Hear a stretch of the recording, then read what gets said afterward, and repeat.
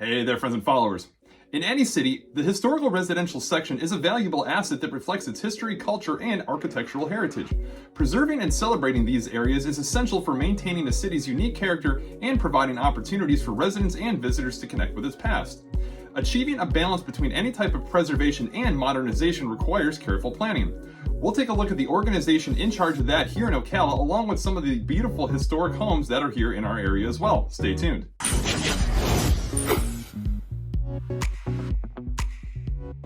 So yes, as always, welcome back here with you, your local Ocala realtor. Now, in most cities, the historic sections or districts are of large significance due to their association with important events, prominent residents, or cultural heritage, usually containing landmarks, museums, or monuments that tell the story of the city's past. These districts are usually easy to identify even if you didn't know you were in one, as the layout and the design of historic residential sections definitely differs from more modern neighborhoods, often featuring narrower streets, sidewalks, and a mix of residential and commercial properties reflecting the historical urban planning of the principles of that time. Now, residents that are lucky enough to reside in these areas generally have a strong sense of community identity and pride, as, after all, living in these areas brings about a special connection to the history and character of that area. And while residing in these districts usually come with certain restrictions like preservation guidelines, which governs aspects like exterior building materials, colors, or architectural details to ensure historical authenticity, there's often great benefits to the living in them as well, such as being a short distance from downtown areas, living in a super unique house, and even sometimes benefiting from tax credits or city incentives to invest in preserving one's home. Here in Ocala, the historic district developed as a residential neighborhood dominantly between 1880 and 1930. Composed of roughly 172 acres, the earliest development began along Fort King Street and is mostly made up of Queen Anne Revival residences built prior to 1910. Being influenced by the Florida boom over the next 2 decades, you can find examples of revival-style residences on large sites along 5th Street and bungalows and vernacular residences that were integrated compatibly throughout the district. Many of the homes, while now are occupied by current residents or even various businesses, contain interactive QR codes or metal plaques with these buildings' descriptions of significance on it, outlining how it played into our area's history. This can make for a great opportunity to get out and explore on foot and learn some of Ocala's historical significance. You'll come across properties like the Chambliss House, whose founder Zach Chambliss along with T.T. Monroe went on to open the Monroe and Chambliss Bank, resurrecting Ocala's financial and banking industry following the collapse of the citrus industry due to freeze.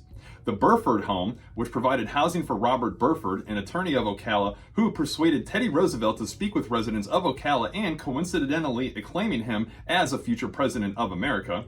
And the Dunn House, occupied by John Franklin Dunn, who was a lawyer, president of Ocala's first bank, and a pioneer of the phosphate mining boom that took place in southwest Marion County, later having the town of Dunellen named after him. But of course, what would a great historic district in any city be without a preservation society? The Historic Ocala Preservation Society, or HOPS for short, is a nonprofit organization that is dedicated to the preserving, restoring, and maintaining of historical buildings, like previously mentioned, along with other historically significant places and items. Through community education and fundraising donations, HOPS has saved numerous different historical properties to be enjoyed for generations to come. Back in 1980, the city of Ocala proposed the widening of Southeast Winona Avenue, connecting various thoroughfares.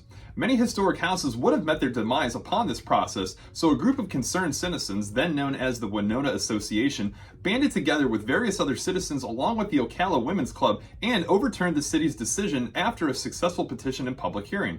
It was at that point HOPS was officially formed. Over the course of the next 43 years, HOPS has worked hand in hand with the city to further establish the relevance of the historic district, along with various other projects such as securing buildings and locations to the National Register of Historic Places, implemented walking tours and educational programs highlighting the historic district and supported further preservation. While encouraging public awareness and involvement, HOPS has also created events such as the Spring Home and Garden Tour, which showcases various private homes throughout the historic district with either historic significance via the homes themselves or housing fascinating relics of years past, with everything from a replica 1940s gas station, memorabilia from the historic Ocala Fire Department, bricks from Ocala's original roadways, and even Civil War artifacts, including a bed that was said to keep a sleeping Jefferson Davis for a very brief period of time.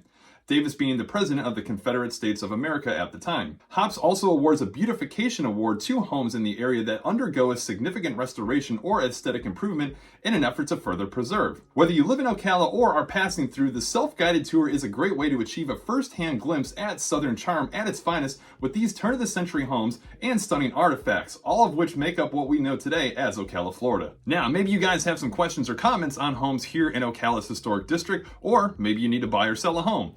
Either way, drop a comment down below or find my information to reach out to me directly. If you guys are a bit of a history buff like myself, then you'll want to stay tuned to the video that pops up next, which outlines some other places here in Ocala with historical significance and have made it to the National Registry. Either way, definitely slide over to the page and give it a like and subscribe to stay up to date with great videos like this as they're released regarding the Ocala area and the residential real estate market there within. As always, thanks for tuning out and checking out the videos, and we'll catch you guys on the next.